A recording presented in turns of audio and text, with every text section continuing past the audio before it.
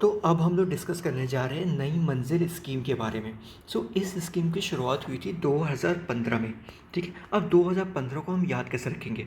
तो देखो, एक बहुत सिंपल सी बुद्ध की फिलॉसफी है, थोड़ा बहुत आप लोग जानते होंगे। बुद्ध ने कहा है कि life is full of suffering. ये जीवन जो है ना, वो दुखों से भरा हुआ है। अब इस दुख को कम करने के कई रास्ते हैं। बुद्ध ने कई रास्ते बताए हैं। एक रास्ता है फॉलो द मिडिल पाथ। हमेशा मध्य रास्ता को अपनाओ। जब आप मध्य रास्तों को अपनाओगे, जब आप मिडिल पाथ को अपनाओगे, आपको एक नई मंजिल मिलेगी। वो जो मंजिल होगी आपके जीवन में खुशियाँ भर देगी। ठीक है, कहानी सुनना, अभी इस कहानी बड़े ध्यान सुनना। सो बुद्ध के according always follow the middle path. वो जो मध्य रास्ता होगा, वो जो मिडिल पाथ होगा, आपको एक नई मंजिल की ओर ले जाएगी। वो मंजिल जहाँ पे दुख नहीं होगा, जीवन में खुशियाँ होंगी। ठीक है, अब मेरी बात सुनो। किसी महीने में जो मिडिल तारीख होती है वो 15 तारीख होती है। 15 तारीख होती है। ठीक है, क्या कहानी बना? हमें नई, देखो, नई मंजिल स्कीम जब भी आप सुनोगे आप क्या सोचोगे? हमें नई मंजिल कब मिलेगी? हमें नई मंजिल तब मिलेगी जब हम बुद्ध के बताए गए मिडिल पाथ को फॉलो करेंगे, मध्य रास्ते को फॉलो करेंगे। किसी महीने में मिडिल कौन सी तारीख होती है? 15 तारीख होती है। नई मंजिल स्कीम कब आई? 2015 में आई। याद हो गया? कहानी की तरह अगर हम ईयर याद करेंगे तो ये हमें जल्दी याद होगा, हमें कभी भूलेगा नहीं। ठीक है, वरना रट्टाफिकेशन से काम नहीं चलने वाला है। ठीक है, ओके। मिनिस्ट्री की बात करें तो ministry of minority affair. Ministry of minority affair इसकी इंप्लीमेंटिंग मिनिस्ट्री है। टाइप सेंट्रल सेक्टर स्कीम है। इम्प्लीमेंटेशन कौन करेगा? प्रोजेक्ट इंप्लीमेंटिंग एजेंसी होगी, जो कि प्राइवेट भी हो सकती है, प्राइवेट एजेंसी भी हो सकती है, गवर्नमेंट एजेंसी हो सकती है। अगर प्राइवेट एजेंसी होगी ना तो वो प्रॉफिट वाली, फॉर प्रॉफिट भी हो सकती है और नॉट फॉर प्रॉफिट भी हो सकती है। तो ऐसा कोई रिस्ट्रिक्शन नहीं है कि हमेशा बस नॉट फॉर प्रॉफिट वाले ही इस स्कीम को इम्प्लीमेंट करेंगे। नहीं, प्रॉफिट वाले भी, प्राइवेट ऑर्गेनाइजेशन इस स्कीम को इम्प्लीमेंट कर सकते हैं और गवर्नमेंट एजेंसी भी इम्प्लीमेंट कर सकती है, और नॉट फॉर प्रॉफिट वाले प्राइवेट एजेंसी भी इस स्कीम को इम्प्लीमेंट कर सकते हैं। तो इसको याद रखिएगा। ठीक है, ऑब्जेक्टिव क्या है? देखो, बहुत सिंपल सा ऑब्जेक्टिव है। जो भी हमारे माइनॉरिटी यूथ है ना, उनको फॉर्मल एजुकेशन प्रोवाइड करना है और सर्टिफिकेशन प्रोवाइड करनी है अप टू लेवल 8 और 10th। 8th या 10th क्लास तक के लेवल तक हमें उनको एजुकेशन प्रोवाइड करनी है और हमें उन्हें सर्टिफिकेशन प्रोवाइड करना है थ्रू NIOS या फिर स्टेट ओपन स्कूलिंग सिस्टम। ठीक है, इसके माध्यम से हमें 8th क्लास और 10th क्लास तक के, और 8th और 10th क्लास तक के जो माइनॉरिटी यूथ हैं, जो स्कूल ड्रॉप आउट हैं, ठीक है, उन्हें हमें सर्टिफिकेशन प्रोवाइड करना है, एजुकेशन प्रोवाइड करना है, स्किल प्रोवाइड करना है, placement and other social protection entitlement हमें प्रोवाइड करना है, और अवेयरनेस क्रिएट करना है, सेंसिटाइजेशन क्रिएट करना है in terms of health and life skill. ये बेसिक से ऑब्जेक्टिव है हमारा। ठीक है, अब बात करते हैं की फीचर की।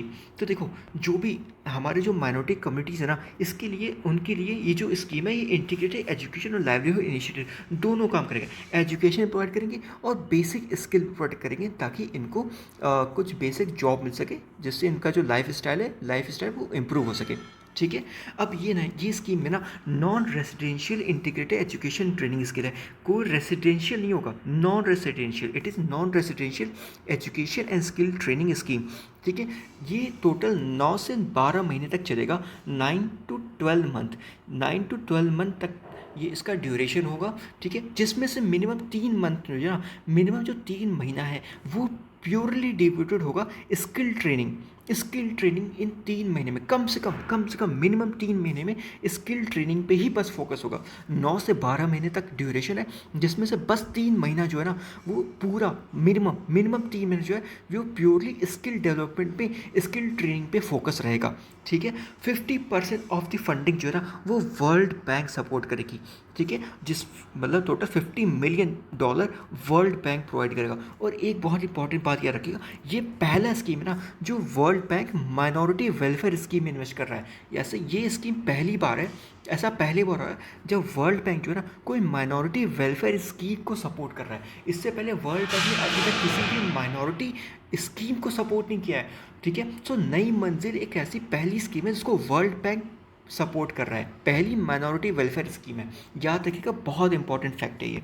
ठीक है, अब माइनॉरिटी के बेनिफिशियरी कौन होंगे? क्या जितने भी माइनॉरिटी हमारे देश में, क्या सारे के सारे एलिजिबल हैं? नहीं, सारे के सारे एलिजिबल नहीं है। देखो, टोटल एक माइनॉरिटी कंसेंट्रेटेड ब्लॉक होगा जहाँ पे माइनॉरिटी की संख्या 25% या उससे ज़्यादा होगी। उस ब्लॉक में हम माइनॉरिटी को ट्रेनिंग प्रोवाइड करेंगे। अभी और भी क्वालिफिकेशन अभी हम नीचे देखेंगे। पहली क्वालिफिकेशन क्या है कि माइनॉरिटी कंसेंट्रेटेड ब्लॉक होना चाहिए जहाँ पे माइनॉरिटीज़ की पॉपुलेशन 25% या उससे ज़्यादा होगी। टोटल कितने ब्लॉक है? टोटल 1228 ब्लॉक है। ठीक है, इन ब्लॉकों में माइनॉरिटीज़ को चूज़ किया जाएगा और उनको ट्रेनिंग प्रोवाइड की जाएगी, उनको फॉर्मल एजुकेशन प्रोवाइड किया जाएगा। और क्या क्वालिफिकेशन है? तो देखिए कुछ और भी क्वालिफिकेशन है। पहला, वो जो माइनॉरिटीज़ होंगी वो बीपीएल फैमिली से बिलोंग हो, वो चाहे अर्बन हो या रूरल हो, वो बिलो पॉवर्टी लाइन में आने चाहिए। उनका जो एज है ना 17 से 35 साल, 17 से 35 साल की एज होनी चाहिए। और वो या तो स्कूल ड्रॉप आउट हो या फिर अगर किसी मदरसा में उन्होंने शिक्षा ली है ना तब भी उनको इस स्कीम के अंदर इनको उनको बेसिक स्किल ट्रेनिंग प्रोवाइड की जाएगी और फॉर्मल एजुकेशन प्रोवाइड की जाएगा। या तो स्कूल ड्रॉप आउट हो या फिर किसी मदरसा में उन्होंने शिक्षा प्राप्त की हो, बेसिक शिक्षा प्राप्त की हो। ठीक है, बहुत इंपॉर्टेंट एक फैक्ट है कि 30% गर्ल या वुमेन कैंडिडेट के लिए रिजर्व होगा और 5% person with disability belonging to minority community उनके लिए रिजर्व होगा। और एक बहुत इंपॉर्टेंट फैक्ट है, बहुत इंटरेस्टिंग फैक्ट है, 15% ऑफ द कैंडिडेट जो है ना वो बीपीएल फैमिली से बिलोंग करेंगे ऑफ नॉन माइनॉरिटी कम्युनिटी। ठीक है, अब देखो नॉन माइनॉरिटी कम्युनिटी हमारे देश में एक ही कम्युनिटी है, वो है हिंदू कम्युनिटी। बाकी इसको छोड़ के जितनी और भी कम्युनिटी है वो सारे माइनॉरिटी कम्युनिटी भी आती है। मतलब इसका मतलब ये 15% ऑफ कैंडिडेट जो है ना वो बीपीएल फैमिली से बिलोंग करेंगे ऑफ हिंदू। अगर वो हिंदू हैं और अगर बीपीएल फैमिली से बिलोंग करते हैं तो हिंदू के 15% स्टूडेंट भी हैं, उनको नई मंजिल स्कीम में पार्टिसिपेट करवाया जाएगा। क्यों करवाया जाएगा? ताकि इंटर कम्युनिटी सॉलिडेरिटी बढ़े। ठीक है, आपस में सौहार्द बढ़े। ठीक है, इसलिए 15% ऑफ द कैंडिडेट जो है ना वो हिंदू कम्युनिटी के होंगे बिलो पॉवर्टी लाइन। ऐसा टोटल माइनॉरिटी कम्युनिटी हमारे देश में जानते हैं कितने? टोटल 6 माइनॉरिटी कम्युनिटी है हमारे देश में। Muslims, Christians, Buddhist, Jain, Parsis and Sikhs. ठीक है, ठीक है, टोटल 6 माइनॉरिटी कम्युनिटी है। ठीक है, अच्छा पारसी से ना मुझे एक स्कीम याद आया। सेंट्रल गवर्नमेंट एक जियो पारसी स्कीम चला रही है, याद है? कुछ सुना कभी आपने इसके बारे में? जियो पारसी स्कीम। इसमें क्या है ना, पारसियों की जो आबादी है वो काफ़ी कम हो रही है, तो इस स्कीम के जरिए ना गवर्नमेंट कोशिश कर रही है कि इनकी जो पॉपुलेशन है इसको स्टेबलाइज किया जाए। ठीक है, ताकि डिक्लाइन होने से रोका जाए। जियो पारसी स्कीम अब याद है कैसे, मैंने बता दिया आपको। ठीक है, अब देखो मिनिमम एक तो हमने क्वालिफिकेशन देख लिया। ठीक है, कि कैंडिडेट की क्या क्या क्वालिफिकेशन होनी चाहिए।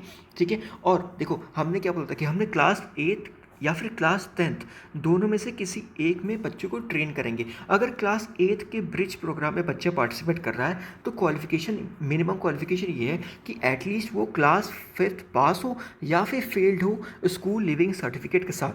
ठीक है, और अगर 10th क्लास का ब्रिज प्रोग्राम में बच्चा पार्टिसिपेट कर रहा है ना तो उसके पास क्लास 8 पास स्कूल लिविंग सर्टिफिकेट हो, मतलब वो क्लास 8 पास कर चुका हो। इसमें अगर 8th क्लास में ब्रिज प्रोग्राम है तो 5th क्लास में पास हो या फेल हो, इसको हम लोग इस ब्रिजिंग प्रोग्राम में इंक्लूड कर देंगे। लेकिन अगर क्लास 10th ब्रिज प्रोग्राम में बच्चा पार्टिसिपेट कर रहा है तो 8th क्लास पास होना चाहिए विद स्कूल लिविंग सर्टिफिकेट।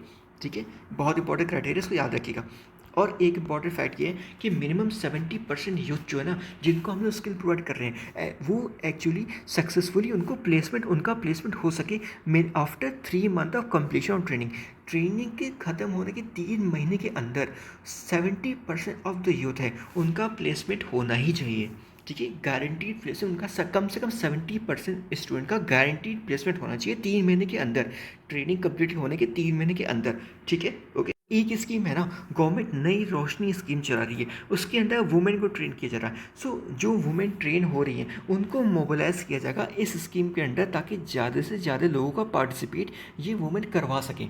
ठीक है, और गवर्नमेंट का फोकस है, जब 2015 में स्कीम आया था कि लगभग 1 लाख माइनॉरिटी यूथ को हम बेसिक शिक्षा और बेसिक ट्रेनिंग प्रोवाइड करेंगे। और अभी पीआईबी में इन्फॉर्मेशन आया है कि लगभग 98,712, मतलब मान लो लगभग 99,000 बेनिफिशरी को ट्रेनिंग प्रोवाइड कर दी गई है। और जो मैक्सिमम एक्सपेंडिचर आया ना वो है 456 करोड़, 456 456 करोड़ के आसपास टोटल एक्सपेंडिचर आया। ठीक है, सो और कुछ स्कीम में नहीं है, जितना था ये मैंने सारे इंपॉर्टेंट फैक्ट डिस्कस कर लिए हैं। ठीक है, चलिए ठीक है फिर, थैंक यू।